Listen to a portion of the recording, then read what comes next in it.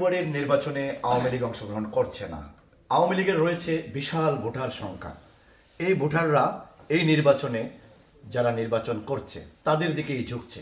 এতে করে আওয়ামী লীগের মধ্যে যে শূন্যতাটা সৃষ্টি হচ্ছে, এগুলা আপনারা কিভাবে পুষিয়ে নিতে পারেন? দেখেন, প্রথম কথাটা হলো 12ই ফেব্রুয়ারি বাংলাদেশে কোনো নির্বাচন ডক্টর ইউনূস দিবে না এবং নির্বাচন হবেও না।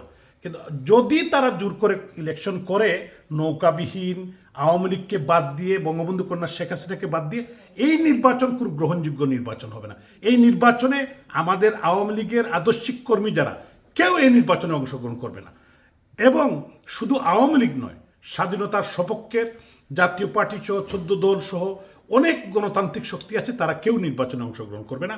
এটা দেখার জন্য অপেক্ষা করুন এবং দেশবাসী এবং বিশ্ববাসী এই নির্বাচনকে একটি তামাশার নির্বাচন হিসাবে এটা আখ্যা দিয়েছে ইতিমধ্যেই, এবং এটাকে কেউ কোনো ফলপ্রসূ বাংলাদেশে কোনো নির্বাচনী হাওয়া এখন পর্যন্ত কেউ দেখতে পাচ্ছে না। আপনাদের যারা নেতাকর্মীরা এখন অন্যান্য দলের সাথে যুক্ত হচ্ছে, এই যে আপনাদের যে শূন্যতাটা সৃষ্টি হচ্ছে বলে আমরা মনে করছি, আপনারা কি তা মনে করেন না?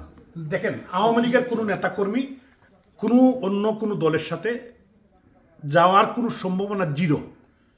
এখনও সম্ভাবনা নাই, আগামী দিনেও সম্ভাবনা নেই।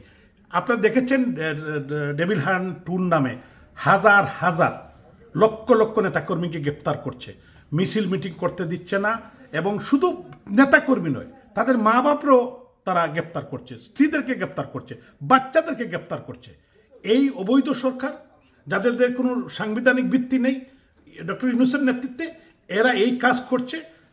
আমি বিশ্বাস করি আগামী 12ই ফেব্রুয়ারি তারা নির্বাচন না করার জন্যই এই নীল নকশা তারা করে যাচ্ছে।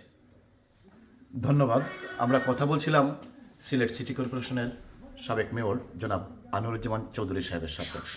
কামরুল রাসেল, চ্যানেল